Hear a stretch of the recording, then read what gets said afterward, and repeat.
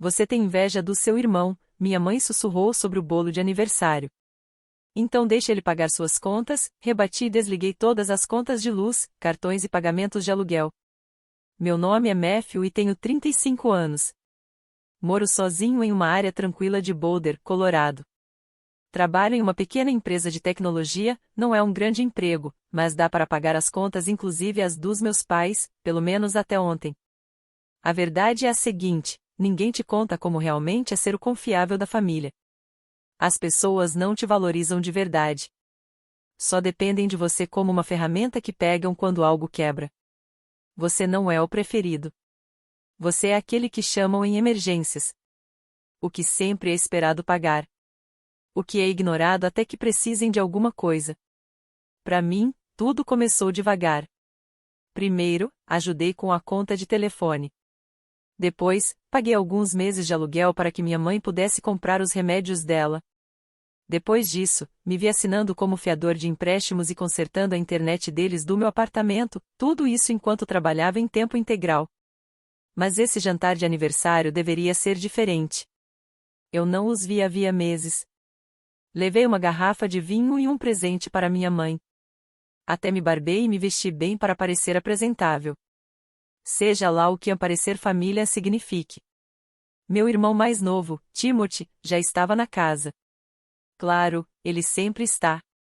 Nunca paga o aluguel em dia. Só trabalha em empregos de meio período, mas de alguma forma sempre acaba em todas as selfies da família. É dele que meu pai fala com orgulho na igreja.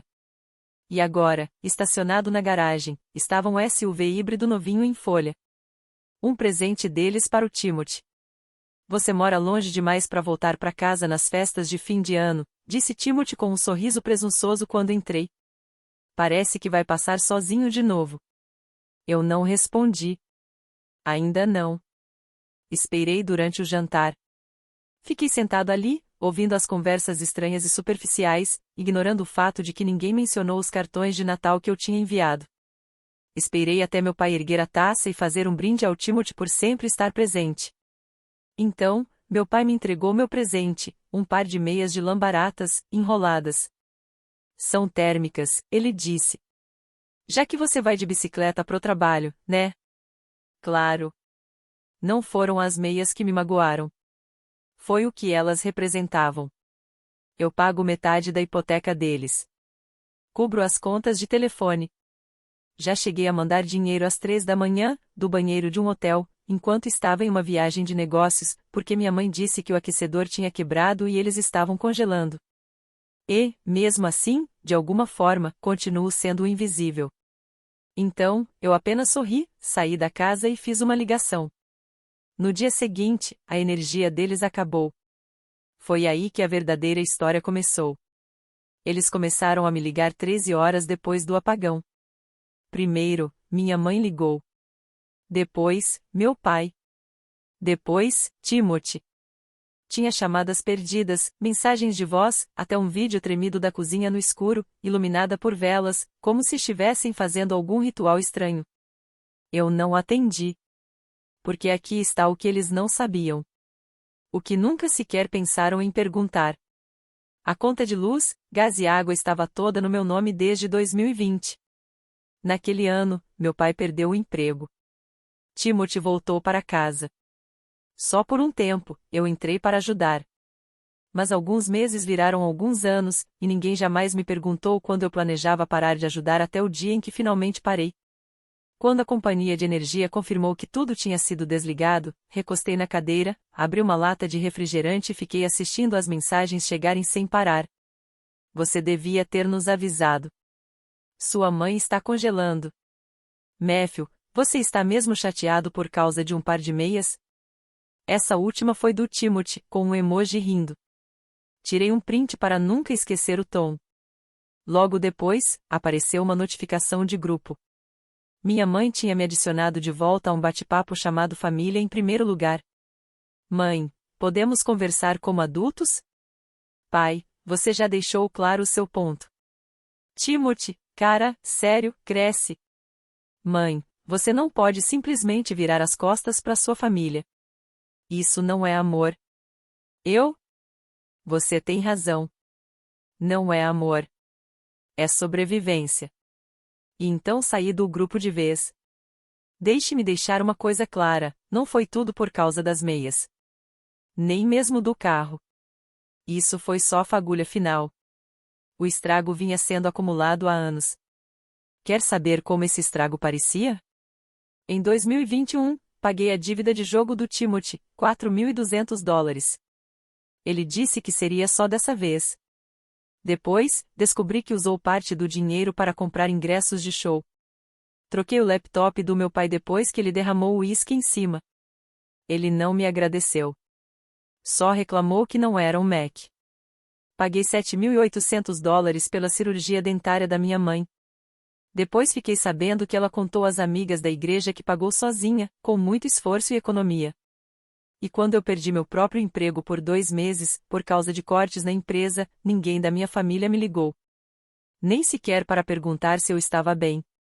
Naquela época, não falei nada. Continuei cobrindo as despesas deles.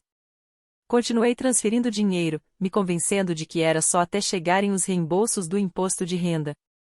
Eu continuava esperando que eles estivessem apenas sobrecarregados. Mas agora eles estavam sentados em uma casa congelando, com fome e sem entender nada e eu não estava fazendo absolutamente nada. Até 2 dias depois do apagão, quando um post no Facebook deixou tudo claro. Timothy publicou uma foto. Ele e meu pai sorrindo ao lado de um SUV novinho em folha, como se nada daquilo tivesse acontecido. A legenda dizia, ainda aqui. Ainda família. Alguns só continuam amargos. Eu não tirei só um print. Eu salvei tudo. Porque aquilo já não era ignorância. Era estratégia. Era guerra. Então, comecei a investigar. Não precisei procurar muito. Meu pai, o homem que sempre dizia que cuidava das próprias responsabilidades, vinha tirando dinheiro em silêncio de uma conta conjunta que eu tinha criado anos atrás, quando eles ainda não sabiam pagar contas online. Pequenas quantias, $60, $110, vazamentos discretos. Mas, com o tempo, já somavam $4.950. Como descobri? Porque ele transferiu por engano $750 daquela conta para uma loja de autopeças em nome do Timothy. Na mesma semana em que me disse que eles estavam mal sobrevivendo. Foi aí que percebi que precisava de provas. Imprimi tudo. O extrato das transações, as contas de luz, os recibos do Venmo, incluindo o em que Timothy enviava $725 para a namorada com a descrição: a viagem para a cabana. Uma viagem da qual eu nem sabia. E não parava por aí. 1 mês antes, eu tinha pedido um favor à minha prima Patrícia. Ela trabalha com segurança cibernética. Eu disse que era para um projeto freelance que ela me devia. Então, pedi para ela fazer uma checagem discreta. Qualquer coisa em comum ligada à minha identidade nos últimos 12 meses. Ela encontrou 2 alertas vermelhos, uma tentativa de abrir um cartão de crédito usando meu número de previdência social e um pedido de mudança de endereço de cobrança da conta de internet da casa. O pedido tinha a letra do meu pai, como contato de apoio, o número de telefone da minha mãe. Eu já não estava mais furioso. Eu estava focado. Se eles queriam jogar sujo, eu jogaria afiado. Criei um arquivo digital e dei a ele o nome o que a família me custou. Dentro, coloquei prints das postagens sarcásticas do Timothy, e-mails do meu pai pedindo ajuda em silêncio, gravações de voz da minha mãe dizendo: "Bem, você está melhor do que seu irmão. Você pode ajudar." Fotos do jantar de aniversário com minha cadeira vazia. Enviei a pasta por e-mail para mim mesmo. Coloquei 3 pessoas de confiança em cópia oculta, salvei em um pendrive, subi para a nuvem. Não tinha plano de publicar. Ainda não. Primeiro, eu precisava que eles sentissem. Então, quando o gás foi cortado e o senhorio se recusou a arrumar o aquecedor quebrado sem pagamento integral, eles ficaram sem opção. Ligaram de novo. Dessa vez, atendi. A voz do meu pai estava tensa, calma forçada. Ele começou: "Matthew, talvez todos nós tenhamos passado dos limites." Eu não disse nada. Ele continuou: "Tem sido um inverno difícil. Seu irmão está numa fase complicada. Ele está fazendo o melhor que pode. respondi. Ótimo. Então ele pode cuidar das suas contas este mês. Houve uma pausa. Então, o que você quer de nós? Minha resposta saiu fria como gelo. Nada. Só estou fazendo o que vocês fizeram comigo. Vocês me trataram como um plano B. Estou tratando vocês como uma nota de rodapé. E encerrei a ligação. Naquela mesma noite, lancei um blog com o título: Meu irmão ganhou um carro. Eu ganhei meias. Subtítulo: Como traçar limites quando o amor vira uma planilha.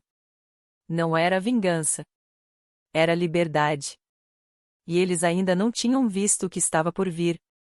Exatamente às 16 horas, no aniversário da minha mãe, eu apareci. Nada de presente extravagante, só uma garrafa de vinho barata e um envelope simples.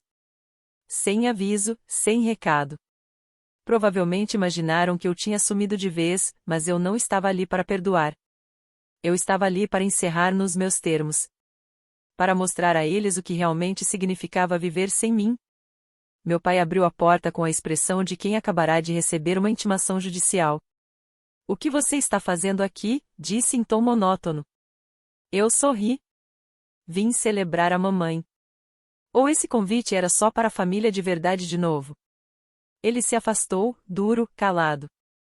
Sem cumprimento, sem calor. A sala estava cheia.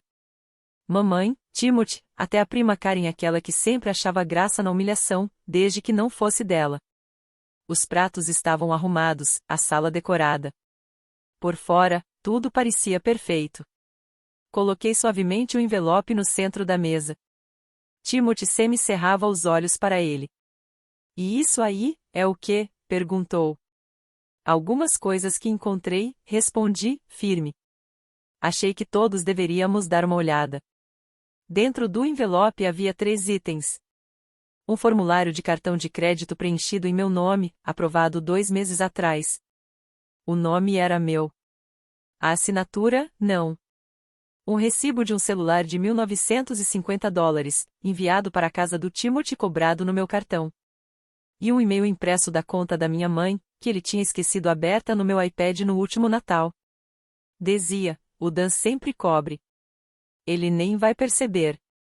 Meu pai agarrou o envelope, folheando o conteúdo com as mãos trêmulas, resmungando algo sobre ser um engano. Sério? Perguntei. Quais são as chances de todos esses erros terem acontecido justamente a favor de vocês? Minha mãe se levantou. Estávamos passando por uma fase difícil. Você costumava nos ajudar. O que aconteceu? Olhei direto nos olhos dela. O que mudou é que eu parei de fingir que isso aqui era uma família de verdade. Então deslizei outra folha pela mesa. Um print do meu aplicativo bancário, enviado por um ex-colega da agência que eu já tinha gerenciado. Mostrava $750 transferidos para uma oficina em nome de Timothy, direto da minha conta. Timothy ficou branco, como se tivesse visto um fantasma. Eu achei que era o seu cartão extra, murmurou. Eu planejava devolver. Quando? Perguntei. Antes ou depois de comprar aquele PlayStation? Ele ficou em silêncio. Minha mãe desabou na cadeira, como se as pernas tivessem falhado. Meu pai encarava a mesa, maxilar travado, punhos cerrados, como se ainda acreditasse estar no controle. Não estava. Peguei meu celular. Conhece esse número? Perguntei. Era o da minha mãe? Dei play em uma mensagem de voz. Era ela fingindo ser eu, em uma ligação para o meu plano de saúde. Ela estava tentando atualizar meu cadastro mudando o endereço, acrescentando receitas médicas, até listando Timothy como dependente. Olhei para ela. Você realmente achou que eu não perceberia? Ela não respondeu, apenas balançou a cabeça. Então virei para o meu pai. Ainda quer fingir que não mexeu naquela conta conjunta? Ele não disse nada. Foi Timothy quem explodiu. Isso é loucura. Você está destruindo tudo por causa de algumas contas e um telefone. Não, respondi. Estou fazendo isso porque vocês passaram anos me tratando como se eu estivesse aqui apenas para sustentar. Vocês mentiram. Pegaram o que não era de vocês. E agora estão irritados porque eu descobri. Peguei uma última folha. Não era de banco, nem de órgão oficial, apenas uma lista escrita à mão, encontrada no balcão da cozinha deles. Título: Como transferir os custos para o Matthew, aos poucos. Item número 3. Começar a colocar as contas no nome dele. Ele não vai perceber. Ninguém disse uma palavra. O ar ficou pesado, gelado. Timothy saiu para a varanda. Minha mãe enterrou o rosto nas mãos. Meu pai apenas encarava a parede, como se esperasse que ela se abrisse e o deixasse escapar dali. Então ele me olhou e perguntou baixinho: Você está tentando destruir essa família? Caminhei lentamente até ele, mantendo a voz calma. Não. Quem fez isso foram vocês. Pouco a pouco, mentira após mentira, conta após conta. Só estou devolvendo tudo de uma vez. Segui em direção à porta. Antes de sair, parei com a mão na maçaneta. Ah, e fiquei com as meias, pai. Vocês vão precisar de algo quente quando o resto das despesas bater a porta. E então fui embora. Eu não voltei para casa. Nem para o meu apartamento. Apenas entrei no carro e dirigi. Sem mapa, sem destino, só estrada e aquele tipo de silêncio que só vem quando algo dentro da gente finalmente se parte. Acabei num motel barato, 2 cidades adiante. As luzes piscavam, tudo cheirava desinfetante, mas os lençóis ainda pareciam mais limpos do que aquilo que eu havia deixado para trás. Na manhã seguinte, meu celular estava explodindo.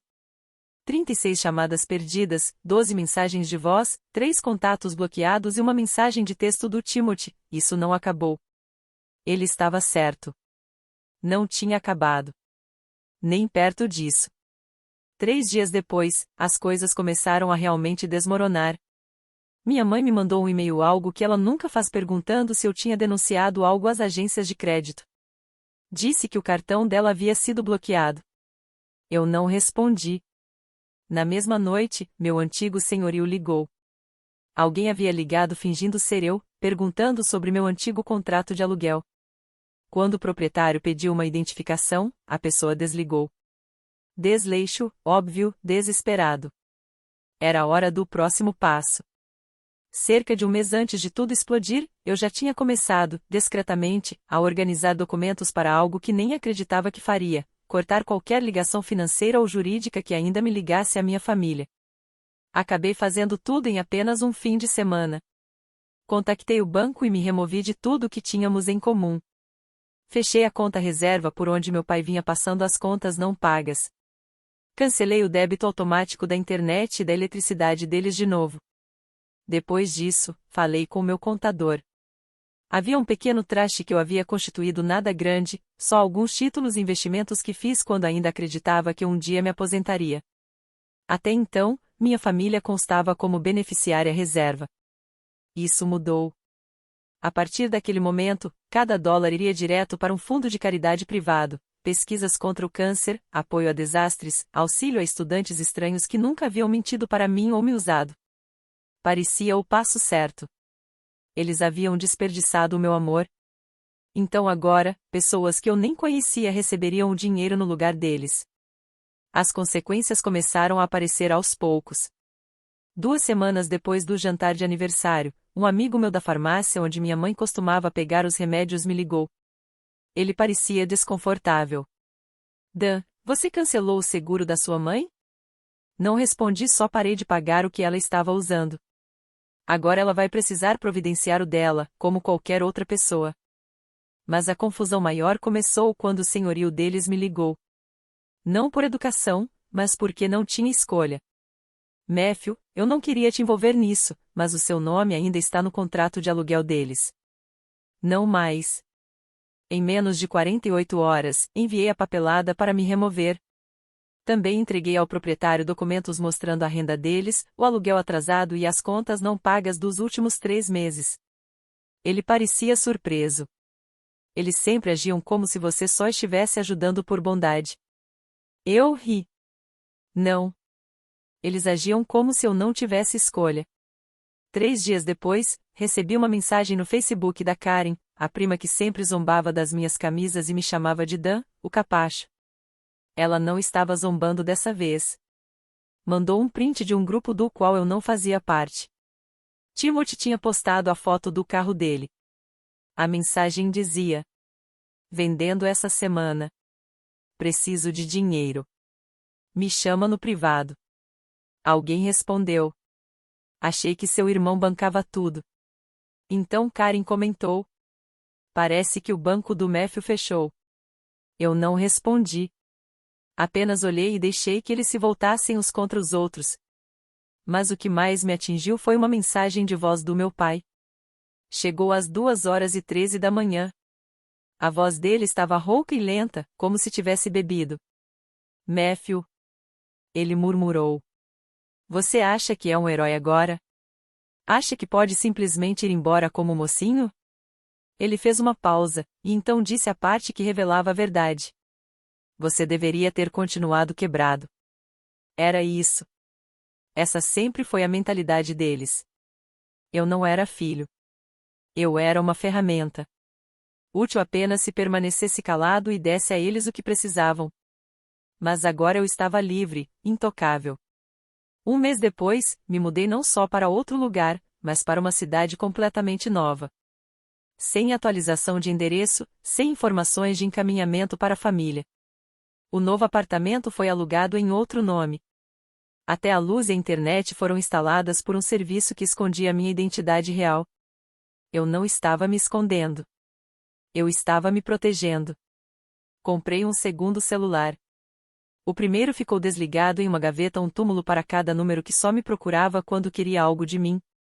E porque eu precisava de algum tipo de encerramento, enviei uma última mensagem, uma carta escrita à mão, sem remetente. Mandei para a casa deles. Dentro havia uma cópia do cancelamento do contrato de aluguel e um pequeno post-it com 5 palavras. Arrumem uma nova rede de segurança. Eu não assinei, não precisava. Eles saberiam de onde tinha vindo. Semanas se passaram, depois meses. O silêncio não era assustador. Era paz. Sem emergências de surpresa, sem mensagens de aniversário cheias de culpa pedindo ajuda para comprar comida, sem recados de voz de madrugada fingindo se importar. Apenas eu, meu novo trabalho, meu espaço, minha paz. E no fim das contas, descobri que a verdadeira paz é mais barulhenta do que qualquer vingança. Já se passou meio ano, 6 meses desde que saí daquela casa, carregando apenas um pequeno envelope e um tipo de silêncio que não deixa espaço para voltar atrás. Nesse tempo, percebi algo que nenhum terapeuta, nenhum guia online, nenhuma conversa constrangedora de coração aberto realmente explica. O verdadeiro fechamento não é gentil. Não envolve abraços nem pedidos de desculpas. Não é uma conversa aconchegante tomando chá em alguma sala de reabilitação. O fechamento é duro. É afiado. É como segurar vidro quebrado e sentir os cortes na pele. Quando você finalmente admite que nunca foi perfeito desde o início. Eles ainda tentam me alcançar de vez em quando. Não minha mãe. Não cara a cara. Ela é orgulhosa demais. Mas percebi os sinais. Um ex-colega do ensino médio me encaminhou uma postagem do Facebook. Uma foto escura e borrada de uma sala mal iluminada. A legenda dizia: é triste quando aqueles que você criou esquecem quem os sustentou. Era vaga, amarga, óbvia. Timothy reagiu com um curtira e deixou um comentário. Alguns só aparecem quando as luzes estão acesas. Quase caí na risada. Até onde sei, a energia dele ainda não foi restabelecida. Eles presumem que eu vou ceder primeiro. Acreditam que continuo sendo a mesma pessoa que um dia dirigiu 3 horas só para entregar o remédio de pressão do meu pai. O mesmo remédio que ele depois ridicularizou, dizendo que estresse era coisa de fraco. Eles acham que eu vou acabar mandando alguma coisa. Uma mensagem curta, um e-mail, talvez só um simples espero que esteja tudo bem para testar o terreno. Mas aqui está o que eles não sabem, eu não estou mais com sede disso. Eu recomecei. Moro em um espaço novo. Paredes claras, pisos de tom profundo. Minha estante guarda apenas as histórias que quero manter. Há um café tranquilo a poucos minutos a pé. A barista sabe meu nome, mas nada sobre de onde vim. Minha geladeira está sempre cheia. Minhas contas são pagas por mim. E quando o telefone toca, só ouço quem eu permito entrar na minha vida. Nunca senti falta de ser um plano B. Eles perderam mais do que a minha presença. Perderam a ideia de que sempre poderiam contar comigo para limpar a bagunça deles. Agora precisam lidar com os próprios desastres e está ficando feio. As fofocas começaram. Minha tia, aquela que sempre ria quando meu pai fazia piada sobre meu fracasso em crescer, me ligou. Disse: Eu não sabia que as coisas tinham chegado a esse ponto. Você podia ter falado algo. Eu encerrei a ligação antes que ela dissesse mais alguma coisa. Ela sabia. Todos sabiam. Mas fingir que era engraçado era mais fácil do que realmente intervir. A última vez que ouvi falar do meu pai foi por meio de uma carta escrita à mão. Caligrafia descuidada, tinta azul, 3 páginas inteiras sobre valores de família, nomes que carregam peso, como todos cometem erros e como ainda poderíamos consertar tudo. Eu li por cima uma vez, depois rasguei. Enviei os pedaços de volta pelo correio. Um fragmento por envelope. Sem remetente. A resposta dele veio curta dessa vez, carregada de raiva. Você vai se arrepender disso. Querendo ou não, você ainda é meu filho. Enviei uma última mensagem, uma única frase, impressa em negrito em uma folha branca. Eu nunca fui seu filho. Eu só fui útil para você. Não ouvi mais nada desde então. Na semana passada, troquei meu número de telefone. Novo chip, novos contatos. Quem me fez sentir como um contra-cheque com emoções não recebeu meu novo número. Não fiz postagem sobre isso. Não anunciei nada. Apenas cortei todos, como se fossem móveis velhos dos quais eu não precisava mais. Mas deixei para trás um pequeno lembrete. Não para eles, para mim. Comprei um capacho para a porta da frente. Cinza simples, com letras pretas em destaque. Não é sua saída de emergência. Esse foi o verdadeiro fim do capítulo. Sem brigas barulhentas, sem encerramento dramático, mas com silêncio. Não a paz de consertar o que estava quebrado. Mas a paz de caminhar longe o suficiente para que nada possa seguir você. Porque curar nem sempre é reparar o que se partiu. Às vezes é trancar a porta por dentro. E às vezes, a coisa mais poderosa que você pode fazer é nunca mais voltar.